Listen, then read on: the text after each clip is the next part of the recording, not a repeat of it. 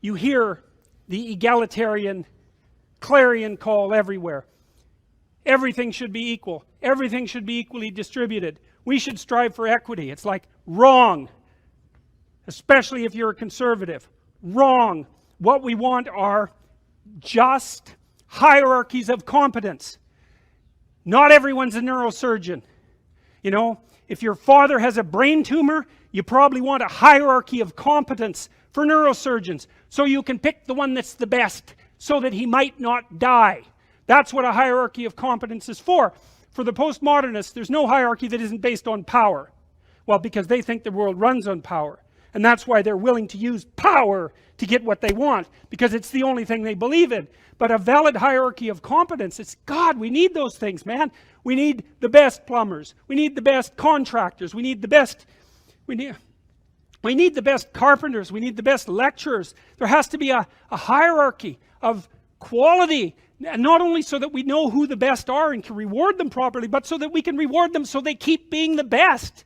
It's like, you know, if you have a great educator, if you have a great leader, if you have a great thinker, you want to reward them so they keep thinking and they keep educating so they can tell you something. It's not a reward for their intrinsic being. It's a calculated move on your part to suck everything out of them that's valuable as fast as you can. That's what a hierarchy of competence is for.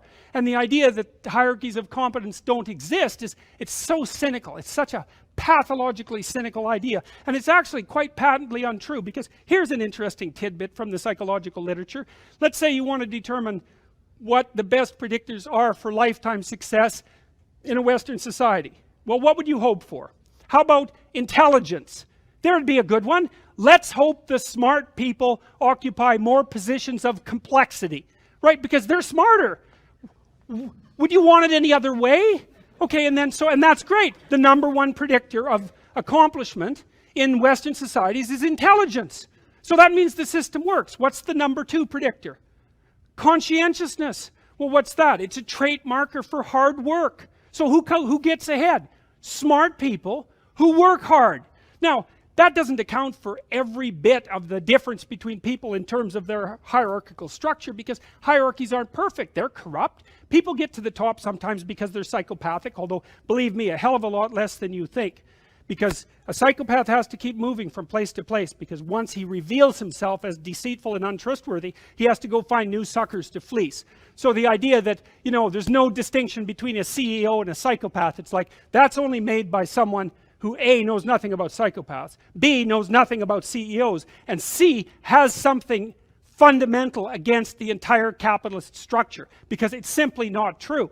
Corrupt, sometimes, greedy, sometimes, short-sighted, sometimes running companies that are doing their best to auger themselves into the ground, and so, you know, it's bad people running a dying organization. But generally speaking, it's not the case. Our hierarchies of competence are reasonably functional. And not only are they functional, they're valuable. We need to know who the competent people are, and we need to reward them. And even more importantly, we need to tell young people, hey, there's some hierarchies of competence out there. Like 1,000 of them.